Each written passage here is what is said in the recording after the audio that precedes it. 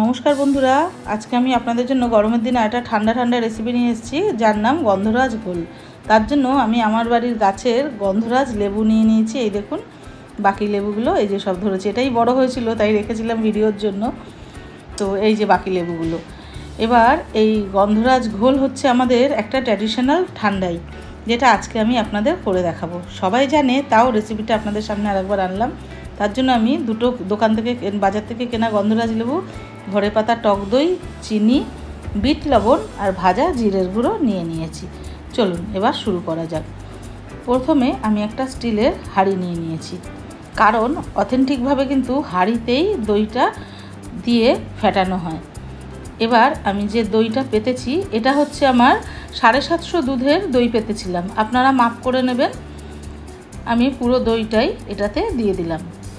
দিয়ে এবার আমি পরিমাণ মতন চিনি দিয়ে দিচ্ছি। ছাদে প্রচণ্ড হাওয়া, জানেন তো বন্ধুরা, ওই জন্য চিনিটা থেকে এরকম হালকা উঠছে দেখুন। আর বিট লবণ যতটা এনেছি আমি পুরোটাই 1.5 চামচ মতন দিয়ে দিলাম। আমি এখানে আমার পরিবারের সবার জন্যই বানিয়েছি, তাই এতটা লেগেছে। আপনারা আপনাদের পরিবারের মাপ অনুযায়ী করবেন। আর গন্ধরাজ লেবু যেটা আমি গাছ থেকে ছিঁড়েছি, এটাকে কেটে আমি ওর রসটা এটার মধ্যে দিয়ে দিলাম, কারণ গন্ধরাজ ঘোল মানেই গন্ধরাজের গন্ধটা অবশ্যই থাকতে হবে। আর নামেই একটা আভিজাত্য, গন্ধরাজ। আর বন্ধুরা, আপনাদের যদি আমার চ্যানেল, আমার রেসিপি ভালো লেগে থাকে, আমার চ্যানেলটাকে আপনারা সাবস্ক্রাইব করে দেবেন, লাইক করবেন, কমেন্ট করবেন, আমাকে একটু সাপোর্ট করবেন, আমি যেন একটু এগিয়ে যেতে পারি। খুব সাধারণ রান্নাই আপনাদের সামনে আনি, কারণ এখন সাধারণ রান্নাই আমাদের সমাজ থেকে হারিয়ে গেছে। এবার বন্ধুরা, এইটাকে আমি যা যা দিয়েছি সবটাকেই ডাল ঘুটুনি দিয়ে ভালোভাবে ডাল কাটাটা দিয়ে আমাদের ঘাটতে হবে। ততক্ষণ অবধি ঘাটতে হবে যতক্ষণ না, এবার বন্ধুরা ভালো করে হাতের সাহায্যে যতক্ষণ না সব কিছু মিহি হয়ে যায়, সব কিছু মিলেমিশে যায়, আমাদের এটাকে ডাল কাটাটাকে ঘোরাতেই হবে। ঘোরাতে ঘোরাতে ওপরে দেখবেন একটা সুন্দর ফেনার আস্তরণ তৈরি হয়েছে।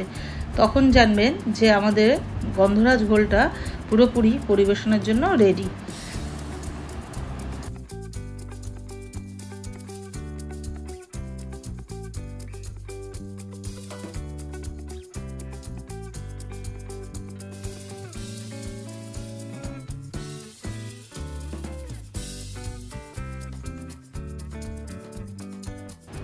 বন্ধুরা, আমার এটা পুরোপুরি রেডি হয়ে গেছে। এবার আমি দুটো মাটির গ্লাস ভালোভাবে জলে ভিজিয়ে রেখেছিলাম, পরিষ্কার করে ধুয়ে নিয়েছি। আপনারাও তাই করবেন, নাহলে বালি টালি অনেক সময় লেগে থাকে। এবার কিছুটা ডিস্টেন্স মেনটেন করে আমরা গ্লাসে এই ঘোলটা ঢেলে দেবো, কারণ এই গ্লাসের ঘোলটা ঢালার একটা কায়দা আছে।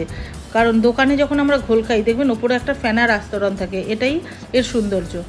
এবার আমি এটাকে ডেকোরেশনের জন্য দুটো লেমন স্লাইস গন্ধরাজেরই এখানে অ্যাড করলাম। আর কিছুটা দই ওপর থেকে আমি হালকাভাবে দুটোতেই দিয়েছি। আর গন্ধরাজ লেবুর গায়ের খোসাটা, লেমন গ্রাস যেটা, ওটা অল্প অল্প করে দুটোতে দিয়েছি। আর ওপর থেকে ভাজা জিরের গুঁড়ো দিয়েছি।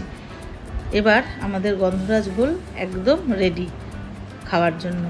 সবসময় জানবেন বন্ধুরা, যতই আমরা আধুনিক হই না কেন, বাঙালিয়ানা কিন্তু আজও আমাদের রক্তে মিশে আছে, কারণ আমরা প্রত্যেকেই খাঁটি বাঙালি। আমার চ্যানেলটাকে যদি ভালো লাগে, আবারও বললাম বন্ধুরা, একটু আমাকে সাপোর্ট করবেন, আমার পাশে থাকবেন। আমিও চেষ্টা করছি যাতে আমি এগিয়ে যেতে পারি। আপনাদের সাপোর্ট পেলে আমি আর একটু তাড়াতাড়ি এগোতে পারবো। এবার ওপর থেকে বন্ধুরা যে বলছিলাম, একটু গন্ধরাজের যে গায়ের খোসাটা একটু ঘষে দিয়েছি আমি গ্রেট করে, কারণ খুব বেশি দেবেন না, সাদা অংশটা দিলে কিন্তু তিতো হয়ে যাবে। আর ওপর থেকে একটু ভাজা জিরের গুঁড়ো আমি ছড়িয়ে দিয়েছি ফ্লেভারের জন্য। এইবার আমাদের গন্ধরাজ ঘোল